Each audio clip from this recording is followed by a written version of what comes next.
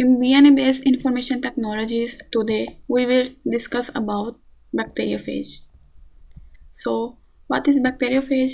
Bacteriophage are actually viruses and they infect bacterial cells.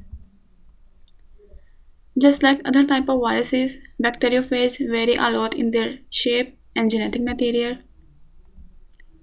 Phage genome are actually consist of either DNA and RNA and they contain as few as 4 genes or as many as several hundred genes.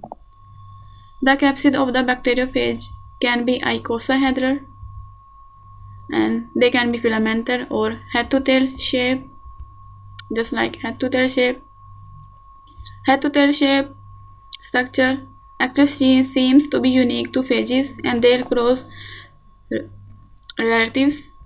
So, what are lambda bacteriophage? Lambda bacteriophage are actually has very efficient mechanism for delivering its 48,502 base pair of DNA into the bacterium, and it can be used as a vector to clone somewhat larger DNA fragments. They are 1,000 times more efficient and their genome is linear in head and they have high transformation efficiency, and they also contain origin of replication. Origin of replication is actually the point where transcription initiated, and they also contain cos site. Cos site is actually the site for cleavage of phage DNA. So, what are the main key features for bacteriophage? There are actually two main key features that contribute to its utility. About two-thirds of lambda genome is non-essential and they are not required for packaging, so they can be replaced with foreign DNA. So after packaging into infectious phage particle, if it is only between 40,000 to 53,000 base pair long, here a constraint can also be used to ensure packaging of only recombinant DNA. Here we see how bacteriophage can be used as a vector. As you can see, it is the bacteriophage genome. These are essential part and the middle one is the viral DNA and they are not required for packaging and they are the non-essential ones. So restriction and the nuclease enzyme comes and remove this viral DNA. Then DNA ligase enzyme come and have to join this foreign DNA fragment in place of viral DNA. Then after forming recombinant DNA, so after forming recombinant DNA, they package into bacteriophage particles. So here we see how this recombinant DNA can be packaged into bacteriophage particle. Actually, lambda phage fragments are ligated into foreign DNA, just like here, of suitable size, and then recombinant DNA packaged into phage particle by adding them to the crude bacterial extract that contain all the proteins which are needed to assemble a complete genome. This process is called in vitro packaging. So, after in vitro packaging, all viable phage particles will contain a foreign DNA fragment, and the subsequent transmission of the recombinant DNA into the E. coli cell is highly efficient. Here we see how they infect bacterial cells. Here you can see the phage particles comes attached to the bacterial cells. The phage will secrete some enzymes.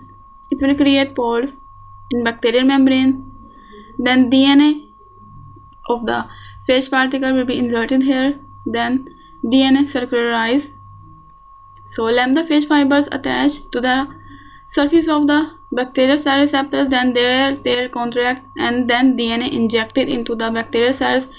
DNA circularized and the lambda phage begin its life cycle in the host cell.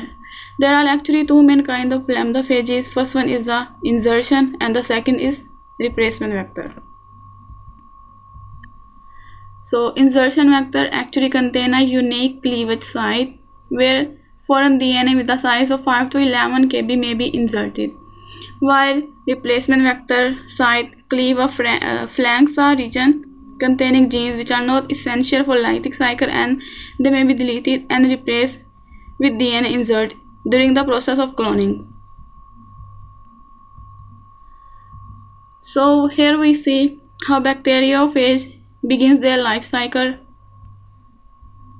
Bacteriophage comes attach the surface of bacterial cells, then they inject their viral DNA, then viral DNA circularize in bacterial cells. Here there will be two options: either it will be enter into the lytic cycle or in lysogenic cycle. If it enter into the lysogenic cycle, then their phage DNA integrate into the bacterial chromosome and they become a prophage. After entering, the bacterium reproduces normally and they copy the prophage and then transmit into the daughter cell. Here many cell division take place and they produce a large population of bacteria infected with prophage. Here you can see daughter cell with prophage. So sometimes during lysogenic cycle, the prophage exit or detached itself from the bacterial chromosomes and then it enter into the lytic cycle. What happened in lytic cycle? New phages, DNA and protein synthesize and they assemble into complete phage. So cell burst, cell lysis happen and they release new phages. So here new daughter phages are again ready to infect and other bacterial cells. So next we see what are the main differences between lytic and lysogenic cycle. Lytic cycle is actually a type of bacteriophage replication in which bacterial cell bursts during the release of viruses, while in lysogenic cycle, replication in which integration of viral DNA with bacterial DNA occur. Lytic cycle take very short time, while lysogenic cycle takes very long time. Virulence in lytic shown by virulent bacteriophages, while in lysogenic cycle they are avirulent or less virulent bacteriophages. In lytic cycle, cell lysis occur, while in lysogenic cycle cell lysis doesn't occur. In lytic cycle, integration doesn't occur, while in lysogenic cycle integration of viral DNA with the host take place. Prophage formation doesn't occur in lytic cycle, while in lysogenic cycle prophage form. In lytic cycle, formation of new viruses within the cell, many viruses form within the cell, while in lysogenic cycle many viruses doesn't form within the cell. So it's all about today lecture.